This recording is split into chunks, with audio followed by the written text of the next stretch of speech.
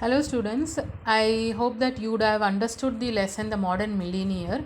So in this lesson you have the grammar part, okay?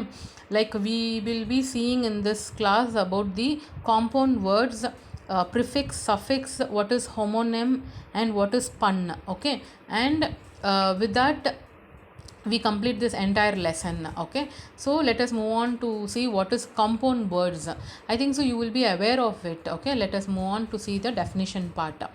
Compound words: when two different words are put together to form a new word, that word is called as a compound word. Okay, so for example, see, they have given over here full size, okay, good looking, beggar man. So these are two different words which make a new word. Okay, frame maker, frame and maker, which brings out a new word as a framework maker. Okay, so in this part you will be finding out, like, see, grandmother. Okay, grand is a separate word, mother is a separate word, which we join us and we form a new word. Okay, so likewise they have given over here, I have mentioned this thing. You have to write this thing in your grammar classwork with the definition. Okay, so next thing which we are going to see is the prefix and suffix. I think so this you would have been learnt in the previous class itself. Prefix is nothing but the word which does not have meaning by itself,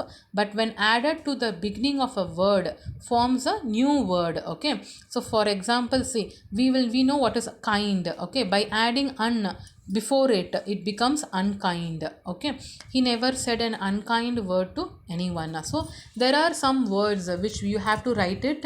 So this part I have been given in the PDF, so that it will be easy for you to write it down in your classwork. Okay, next part is the suffix. Okay, suffix is a word which does not have a meaning by itself, but when added to the end of the word forms a new word. If you are known about it, right?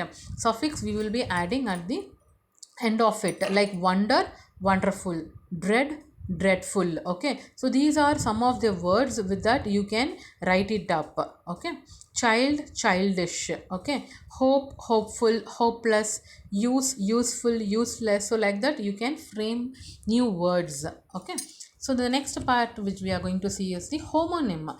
Homonyms are nothing but a word which has the same sound, same spelling, but different meaning. Okay, see, for example, over here they have given model. Okay, a person or thing that is an excellent example of a quality. Okay, so for that we will say as a model. Okay, model, Gandhiji is the model of sacrifice. So this model represents about a person. Okay, over here the same model has a different meaning. Model is a copy of something. That is, there is a model of Taj Mahal made of marble. So we can express, or we can state the model as in a two different meanings. Okay, that is said to be as a homonym. Okay, so here are some of the words. By seeing your dictionary you can find out what it means, and this part also I have given it in that PDF.